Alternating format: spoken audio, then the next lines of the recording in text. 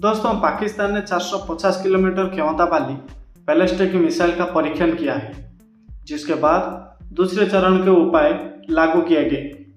पहलगाम में हुए आतंकवादी हमले, जिसमें 26 लोग मारे गए थे, और मात्र 10 दिन बाद भारत ने पाकिस्तान के विरुद्ध दूसरे कदम उठाते हुए अपनी कूटनीतिक आक्रामकता तेज कर दी है। बगलिहार बांध से जल प्रवाह को रोकना, उत्पादों के आयात को रोकना, पाकिस्तान के स्वामित्व वाले जहाज़ों के डंपिंग पर प्रतिबंध लगाना, ये सभी प्रकार के मेल और पार्सल के आदान प्रदान को निलंबित करना। ये बात तब कही गई जब उसने पाकिस्तान द्वारा शनिवार को सतह से सतह पर मार करने वाली बैलिस्टिक मिसाइल के परीक्षण की निंदा की। परीक्षण की बात भारत को समझ में नहीं आई। इस्लामाबाद पर दबाव बनाते हुए सरकार ने सिंधु जल संधि को स्थगित करने के लिए एक महत्वपूर्ण कदम उठाया। एक वरिष्ठ अधिकारी ने इंडियन एक्सप्रेस को बताया कि बगलिहार बांध पर बने हुए स्लुइस लेवेज के गेट को नीचे कर दिया गया है, ताकि पाकिस्तान के पंजाब में पानी का प्रवाह रोका जा सके। ये एक अल्पकालिक दंडात्मक कार्रवाई है। चेनाब नदी पर बना हुआ बगलिहार बांध हाइड्रो पावर उत्पादन के लिए run of the river plant के रूप में बनाया गया है। चेनाब सिंधु जल प्रणाली की पश्चिम नदियों में से ये एक है और संधि बिजली उत्पादन के लिए इसके पानी का दोहन करने की अनुमति देती है। दरअसल दोस्तों, अधिकारी ने कहा कि ऐसा करके भले ही अवरोध कुछ समय के लिए हो, हम ये प्रदर्शित करते हैं कि हम बलपूर्वक कदम उठाएंगे। चेनाब नदी का पानी पंजाब की खेती की सिंचाई करता है और पाकिस्तान को ये समझने की ज़रूरत है कि हमारा इरादा उन्हें सभी मोर्चों पर दंडित करना है।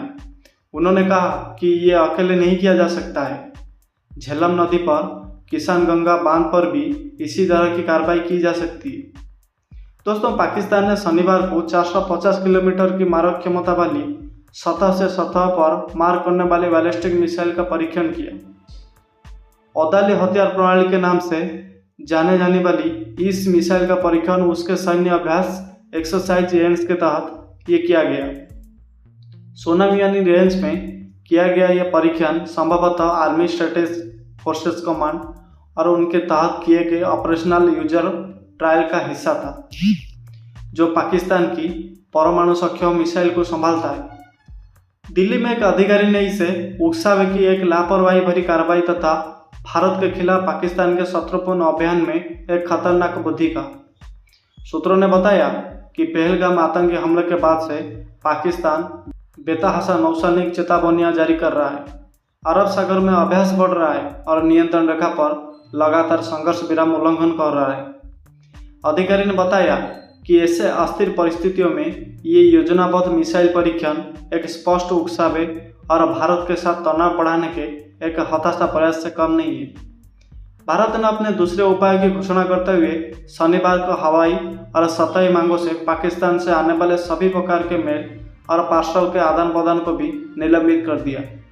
सेवाओं को निलंबित करने का आदेश डाक विभाग द्वारा जारी किया गया, जो संचार मंत्रालय के अधीन कार्य करता है।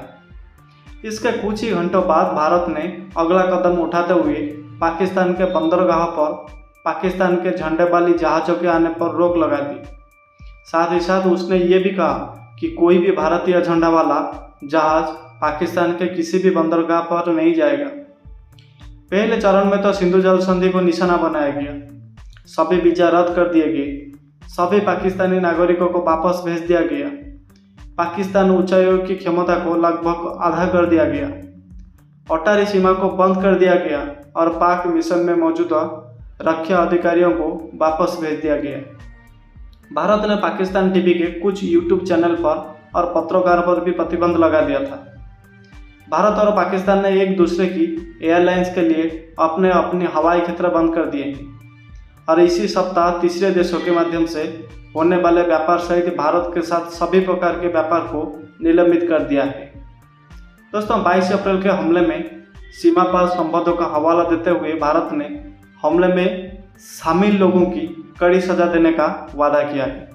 प्रधानमंत्री नरेंद्र मोदी ने इसी सप्ताह की शुरुआत में शीर्ष रक्षा अधिकारियों के साथ एक उच्च स्तरीय बैठक में कहा था कि आतंकवादी हमले पर भारत की प्रतिक्रिया के तरीके, लक्ष्य और समय पर निर्णय लेने के लिए सशस्त्र बलों को पूर्ण परिचालना स्वतंत्रता है।